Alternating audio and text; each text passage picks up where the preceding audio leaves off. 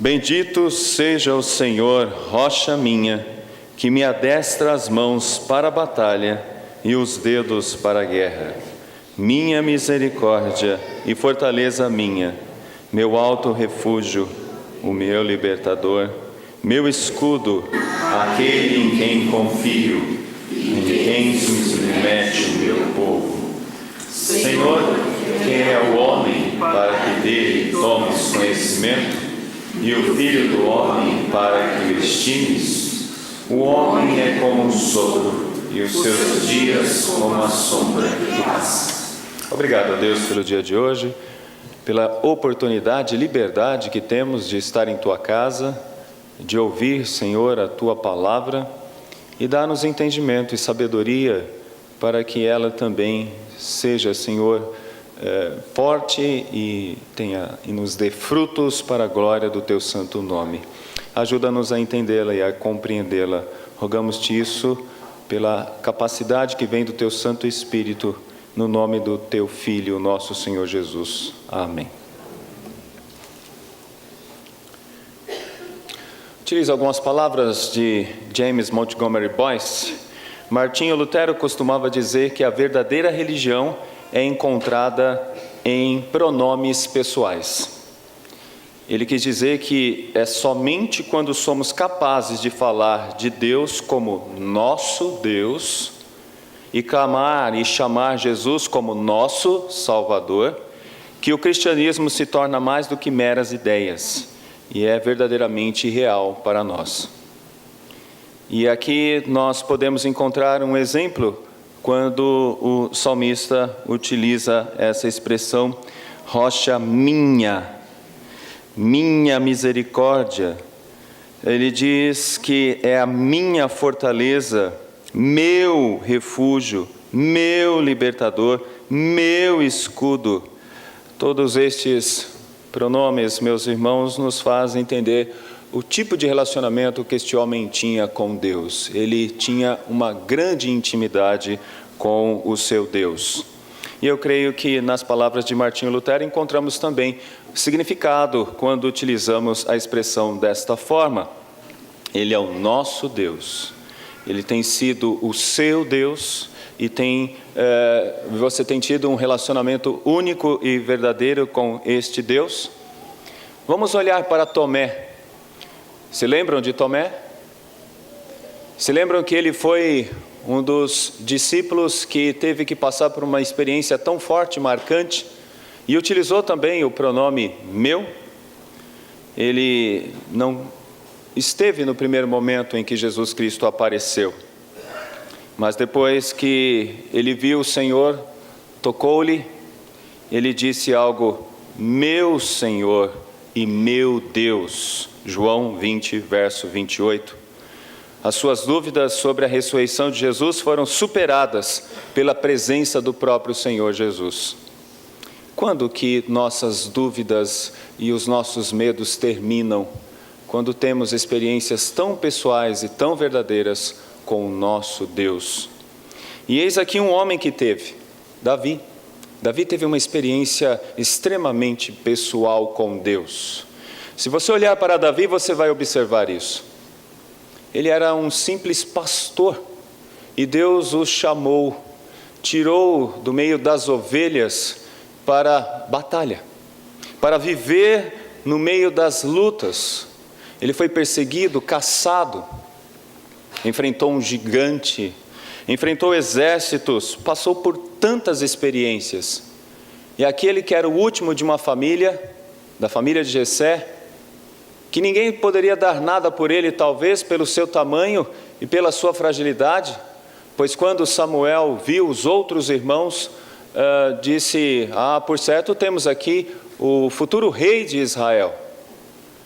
Mas Deus lhe ensinou uma lição a Samuel, e mostrou para ele que Deus não vê o exterior, Deus vê o interior.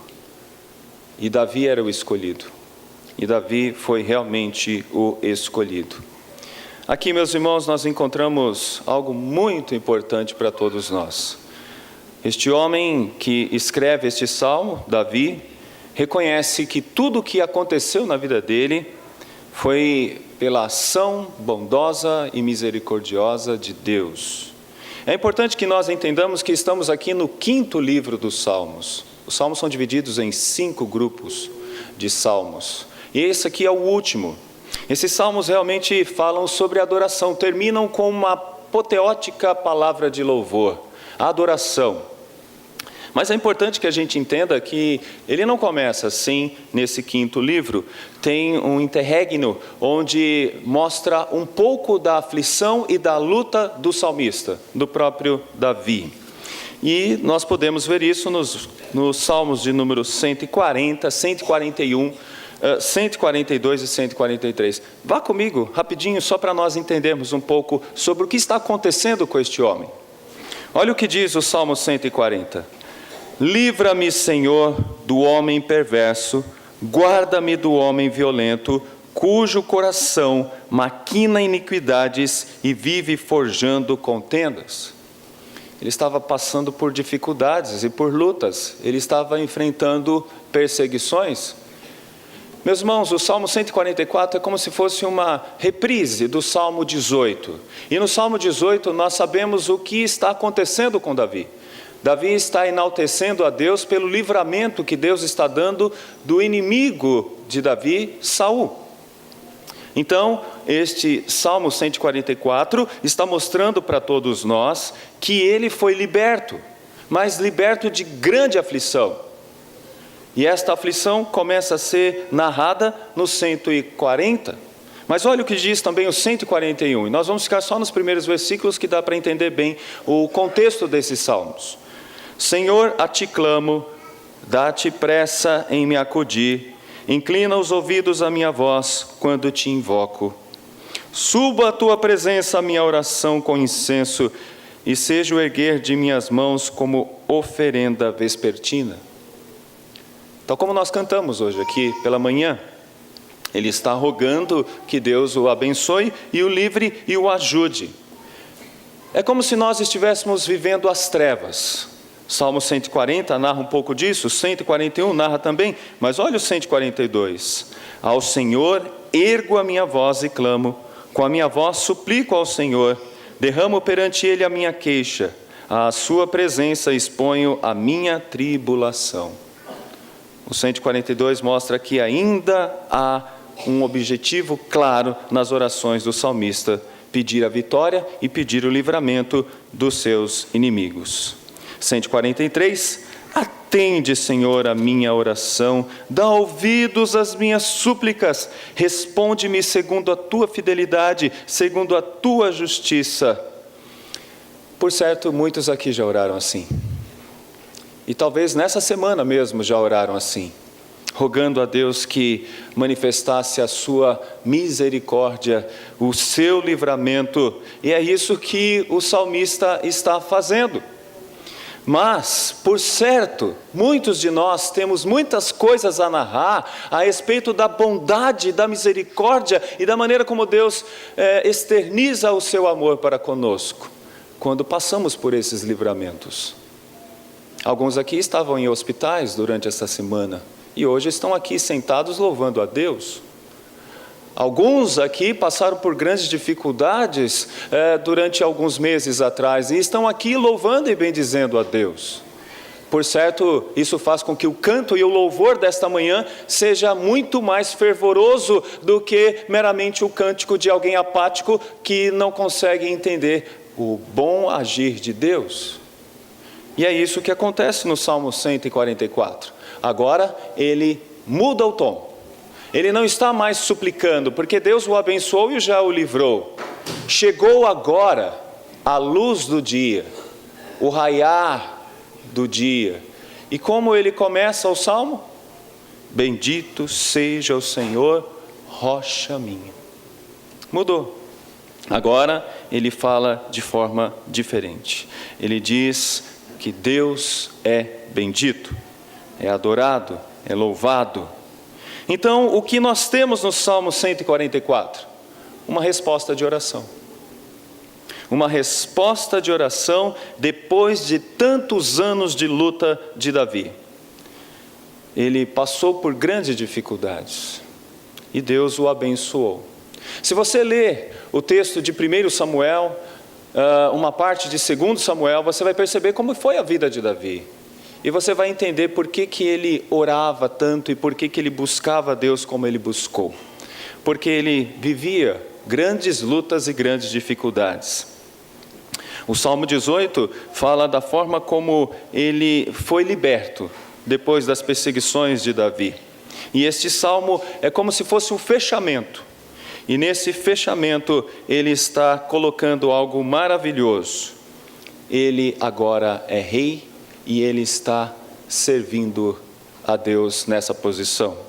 É isso que diz o verso de número 2. E quem me submete o meu povo? Agora ele é rei. Ele não está mais na situação de perseguido, mas ele está na situação de entronizado, daquele que dirige as nações, que dirige as 12 tribos, aquele que está num lugar maravilhoso. O pastor de ovelhas, que cuidava de suas simples ovelhas, agora cuida de toda uma nação. Davi foi tirado da situação de perseguido, agora para a situação de rei. É isso que ele está dizendo. Quem diria? Alguém olhava para mim alguns anos atrás e não me veria aqui nesse trono. E aqui estou eu, nesse trono, fazendo aquilo que deveria ser feito, talvez por homens gigantescos, gabaritados, fortalecidos, belos, mas aqui estou eu. É isso que ele está dizendo e é isso que ele coloca no Salmo 144. Davi está em seu trono, e isso graças a Deus. E por isso ele diz, e ele atribui sua vitória a Deus tão somente. É isso que ele está dizendo. A vitória veio porque Deus assim o quis. Eu por mim mesmo nem queria. Eu por mim mesmo nem queria estar aqui. Mas Deus transforma um homem simples, porque quem é o homem diante de Deus? Não é nada. E Deus faz do nada alguma coisa. E ele coloca Davi na situação de rei. Ele atribui a vitória a Deus tão somente. Bendito seja o Senhor, rocha minha, que me adestra as mãos para a batalha e os dedos para a guerra. Quem é que fez? Deus. Quem que deu capacidade? Deus. Quem deu condições? Deus. Ele está dizendo que a vitória veio de Deus tão somente. Ele se maravilha com a bondade revelada a um simples mortal. Para ele, Deus é uma rocha. E o que significa isso? Que não há em Deus invariabilidade. Ele está dizendo algo que podemos ver em Deuteronômio 32, verso 4, que diz assim: eis a rocha, suas obras são perfeitas, porque todos os seus caminhos são juízos. Deus é fidelidade, e não há nele injustiça, é justo e reto. Num terreno lamacento, num pântano, não dá para se confiar. Esse é o terreno dos homens. Não dá para se confiar em homens. Mas quando ele diz Deus é rocha, aí sim, aí tem toda a segurança. Porque numa rocha não há incerteza. Numa rocha não há insegurança. Numa rocha há estabilidade. E é assim que o crente enfrenta as suas guerras. Ele olha para a sua rocha, que é Deus, fixa os seus pés nessa rocha e enfrenta as batalhas. Ele está dizendo isso para nós. Ainda no texto de 2 Samuel 22, 44 a 49, nós ouvimos algo assim: vive o Senhor, e bendito seja a minha rocha, exaltado seja o meu Deus, a rocha da minha salvação, o Deus que por mim tomou vingança e me submeteu povos, o Deus que me tirou dentre os meus inimigos, sim, tu que me exaltaste acima dos meus adversários e me livraste do homem violento. Eu não queria fazer isso, mas preciso fazer rapidamente. Você acha que conseguiu passar por essa semana ileso, porque você é um bom motorista? Você acha que conseguiu vencer todos os dias dessa semana, porque você tem uma capacidade tremenda de lidar com o outro ser humano, uma capacidade tremenda de lidar com as suas contas, você é muito inteligente. Tome cuidado, seja humilde e pense como Davi. A rocha me manteve seguro, a rocha me deu estabilidade, a rocha me fez vencer. Você acha que é uma ótima avó, uma ótima mãe, um ótimo pai, porque você tem estudado técnicas de como ser ótimo? Não. Davi está reconhecendo que tudo que ele fez, tudo que ele é porque teve uma rocha que o estabilizou, porque ele poderia ter feito coisas erradíssimas. E meus irmãos, vai acontecer isso na vida de Davi. É só vocês se lembrarem de uma mulher chamada Betseba. Cuidado, Davi está reconhecendo que a vitória que ele teve, não foi porque ele teve uma capacidade tremenda, mas é porque a rocha o sustentou. E nós estamos ficando somente com o verso 1. Ele diz que ele é um refúgio, não é isso? Rocha minha, que me adestra as mãos para a batalha, ele é o meu refúgio. Olha o que isso quer dizer. Em ti, Senhor, me refugio, não seja eu jamais envergonhado, livra-me por tua justiça, inclina-me os ouvidos, livra-me depressa, sê o meu castelo forte, cidadela fortíssima que me salve. Os salmistas sabiam dizer isso muito bem. Este é o Salmo 31, versos de 1 a 2. Bendito seja o Senhor, rocha minha, que me adestra as mãos para a batalha e os dedos para a guerra. A rocha é este refúgio, é onde ele pode ter estabilidade, segurança e proteção. É isso que o salmista Davi está dizendo nesse texto. É o Senhor que o capacitou e o sustentou diante de grandes lutas e diante de grandes dificuldades. Queria que nós olhássemos para mais uma expressão, me adestra as mãos. Ele está dizendo que Deus o capacitou, sendo segurança e refúgio, mas Deus o capacitou dando habilidade, a destra. Ele deu condições para Davi lutar as batalhas, as guerras. E esse é outro ponto muito bom aqui para nós. A destra, capacidade de fazer. Uma pergunta se faz necessária: como conseguimos tais vitórias? Deus cuida dos detalhes, os dedos e as mãos que são mencionadas aqui nesse texto. Dedos e mãos. Significa que essa capacidade de manusear as coisas que deram vitória para Davi veio do próprio Deus. A capacidade de manusear objetos, a capacidade de fazer coisas, isso veio do próprio Deus.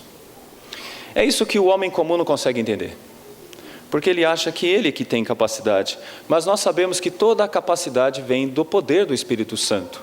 Ninguém pode ser um bom médico se não for pelo poder do Espírito Santo. Ninguém pode ser um bom pedreiro se não for pelo poder do Espírito Santo. Ninguém pode ser um bom cantor se não for pelo poder do Espírito Santo. É o Espírito Santo que capacita as pessoas a exercerem suas funções. E Davi reconhece que as estratégias de guerra, a maneira como ele conseguiu libertar o povo, muitas vezes dos filisteus e de todos os seus inimigos, foi porque Deus lhe deu sabedoria para chegar até ali. Então, meus irmãos, este é um salmo de vitória, mas não é um salmo de vitória onde o vitorioso conta as suas vitórias, mas é um salmo de vitória onde o vitorioso conta a maneira como Deus lhe capacitou a ter vitórias. E é isso que nós viemos aqui fazer nesse domingo. Nós viemos dizer: Senhor, Tu és o nosso Deus, e Tu continua sendo presente, sendo rocha e nos dando vitórias, vitórias. Louvado seja o Teu nome. É isso mesmo. Seus filhos estão aqui com você? Sentados aqui? É vitória. É vitória. Se você está conseguindo enxergar a sua fé fortalecida e amparada por Deus, saiba que isso é uma vitória. Porque muitos já não estão mais tão convictos assim. Se você está conseguindo entender que Deus é que tem feito de você o que você é, como servo ou serva de Deus, isso é vitória.